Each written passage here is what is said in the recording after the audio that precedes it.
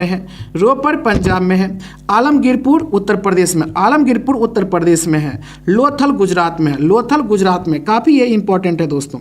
Next अब हम लोग पढ़ेंगे रेलवे एनटीपीसी 17 जनवरी 2021 को फर्स्ट शिफ्ट में जो क्वेश्चन आया था वो देखिए। पहला क्वेश्चन है, निम्नलिखित में से कौन सा विकल्प प्लास्टर ऑफ पेरिस के बारे में सत्य नहीं है, यानी गलत को ढूंढना है दोस्तों। बताइए क्या होगा इसका आंसर। सत्य नहीं है, प्लास्टर ऑफ पेरिस सफ़ेद होता है, ये तो बिल्कुल सही होता ही है।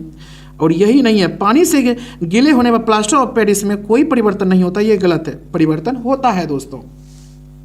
बाकी सब सही है। टूटी हुई हड्डियों की मरम्मत के लिए प्लास्टर ऑफ पेरिस का उपयोग किया जाता है, ये भी सही है। सजावटी डिजाइन बनाने के लिए प्लास्टर ऑफ पेरिस का निर्माण किया जाता है, ये भी सही है। निम्नलिखित में से कौन सा विकल्प विद्युत धारा के तापन प्रभाव का उदाहरण नहीं है। नहीं है, ये भी दोस्तों नहीं है।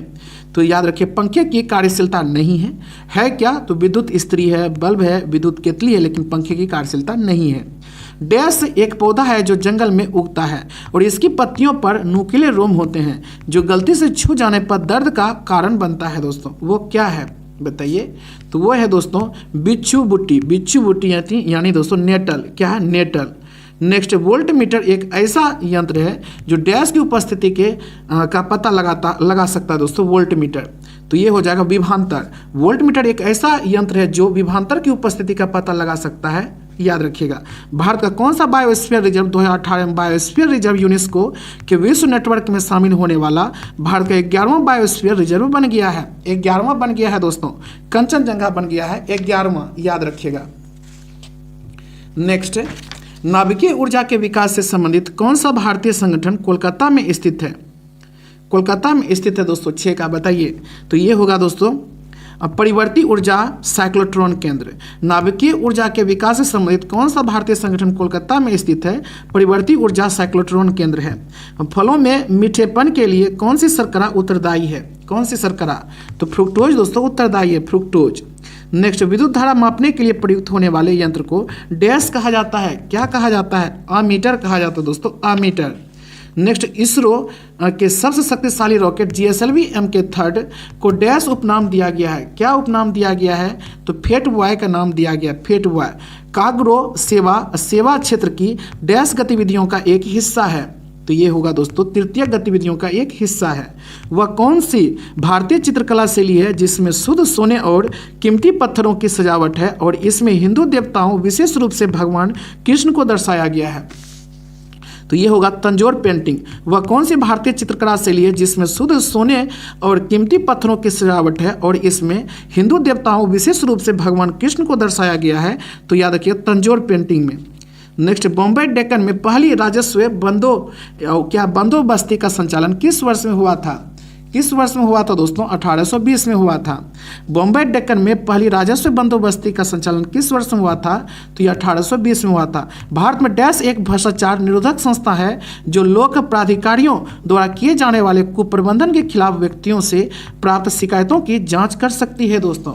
तो ये हो जाएगा लोकपाल। लोकपाल भारतीय राजमार्ग संपर्क के उत्तर दक्षिण और पूर्व पश्चिम EW कॉरिडोर डैश में एक दूसरे को प्रतिच्छेदित करते हैं। तो ये होगा दोस्तों झांसी। क्या होगा, झांसी। विश्व की पहली रोबोट कौन थी जिसे किसी देश की पूर्ण नागरिकता हासिल हुई है, तो ये हो जाएगा दोस्तों कौन थी, तो याद रखिए D नंबर यानी दोस्तों सोफिया। सोफिया। निम्नलिखित में से कौन सी पर्वत श्रृंखला वलित पर्वतों का ये उदाहरण है, वलित पर्वतों का उदाहरण है हिमालय दोस्तों। नेक्स्ट, जनसंख्या वृद्धि के सिद्धांत को किसने विकसित किया था, माल्थस ने किया था, माल्थस ने। 1944 में भारतीय पुरातत्व सर्वेक्षण के महानिर्देशक के रूप में किसने पदभार संभाला और हड़प्पा की खुदाई का जिम्मा लिया, तो ये हो जाएगा दोस्तों रैम ने, रैम यानी व्हील्स ने।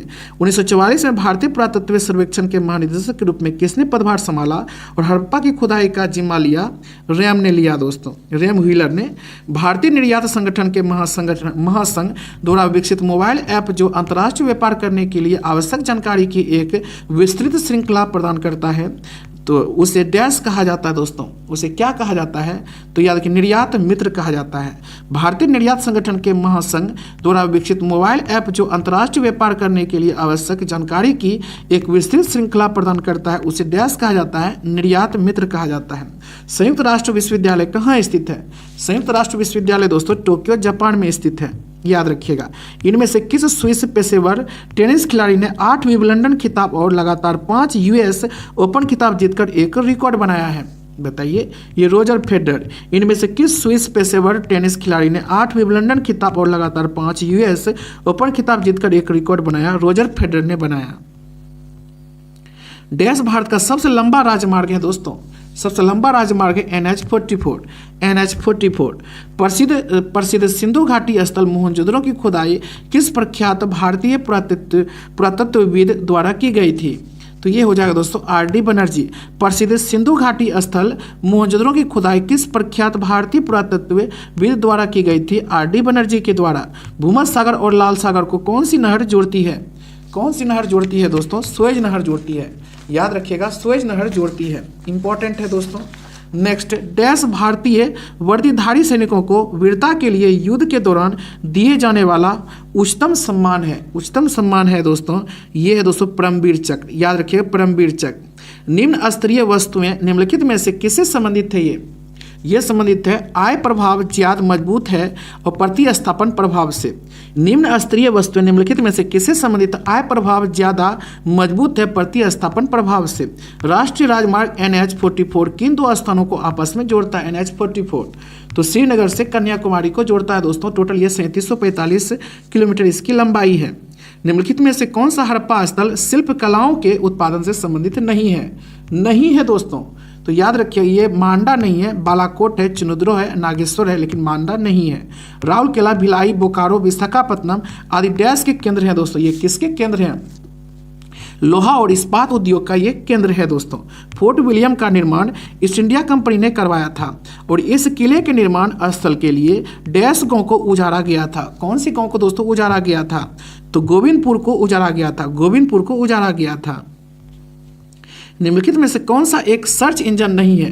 कौन सा एक सर्च इंजन नहीं है? तो इंस्टाग्राम एक सर्च इंजन नहीं है दोस्तों, ये तो एक सोशल साइट है। याहू है, गूगल है और बिंग है ये दोस्तों। लोकसभा की पहली महिला स्पीकर के रूप में किसे नियुक्त किया गया था? किसे नियुक्त किया गया था? मीरा कुमार को दोस्तों नियुक्त किया गया था। किस अनुच्छेद के अंतर्गत भारत के राष्ट्रपति मृत्युदंड की सजा में पाए हुए व्यक्ति को क्षमा, फांसी, स्थगन या सजा में कमी कर सकते हैं? तो ये हो जाएगा दोस्तों अनुच्छेद 72। किस अनुच्छेद के अंतर्गत भारत के राष्ट्रपति मृत्युदंड की सजा पाए हुए व्यक्ति को क्षमा, फांसी, स्थगन या सजा में कमी कर सकते हैं? अनुच्छेद 72। नेक्स्ट, निम्नलिखित में से कौन निर्धारित करता है कि विभिन्न प्रोग्राम इंटरनेट पर डेटा का आदान प्रदान कैसे करते हैं? तो ये हो जाएगा दोस्तों hyper text transfer protocol. Hyper text transfer protocol dash संयुक्त राष्ट्र की विशिष्ट एजेंसी है जो अंतर्राष्ट्रीय स्तर पर स्वास्थ्य संबंधी मामलों का निर्देशन और समन्वय करती है।